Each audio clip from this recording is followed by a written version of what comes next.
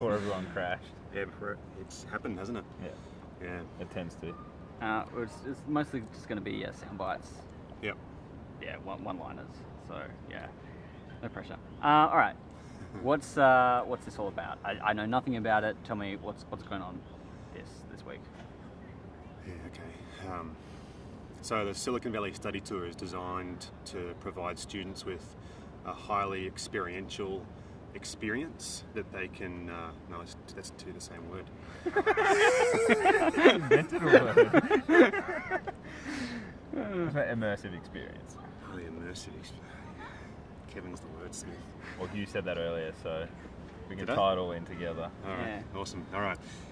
So the Silicon Valley Study Tour is designed to give students a highly immersive experience on the way that innovation is enabled through small startups, through funded startups, through organisations that are going through solid growth, through to large innovative corporations, such that they can identify attributes of innovative culture and then be able to apply that back into their work environments or indeed into their own businesses. Cool. What's been a highlight for you personally? Highlight for me,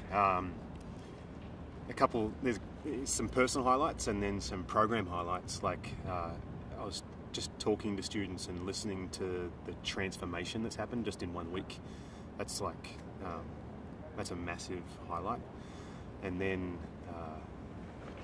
there was some couple little one-liners that came out in some of the meetings we were having with some of our businesses. Like today at Stanford's D School, they were talking about how the space, the way in which a room and an office is constructed, is kind of like the body language of the organisation.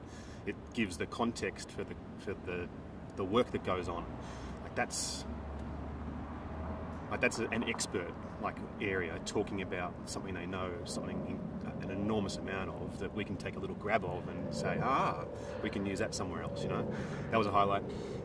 Then some of the founders talking about their struggles in converting what has been a founder's passion into an organisation's passion, and that's what we try and teach in the classroom. We talk about the struggles. It's called the crisis of autonomy.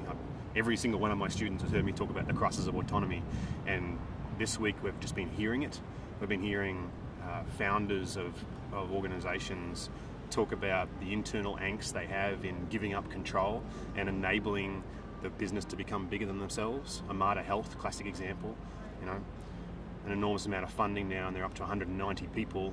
And Adrian James was talking about how, as a core team of 5 or 6 that started that business, the process they had to go through to realise that in order to drive it to the next step, they needed to make it bigger than themselves. You just don't get that in the classroom. You can do the best through case studies or through readings or watching YouTube videos, but there's nothing like being in the headquarters talking to the co-founder of the business that's actually doing it. Yeah. Yeah. Definitely. So, why should students say do this next year? Why shouldn't students do this next year is the question. Business has changed, and students need to change with it. They need to change their thinking such that they can creatively apply technology to problems. That's what they need to be able to do to thrive in tomorrow's workforce. And the Silicon Valley Study Tour is the best way of being able to internalise that through experience. Why Silicon Valley? Yeah. If I wanted to learn how to play tennis, I would go to Roger Federer, and I would get Roger Federer to teach me. I'd watch him play. If you want to learn about innovation, you've got to come to Silicon Valley. Cool. Great.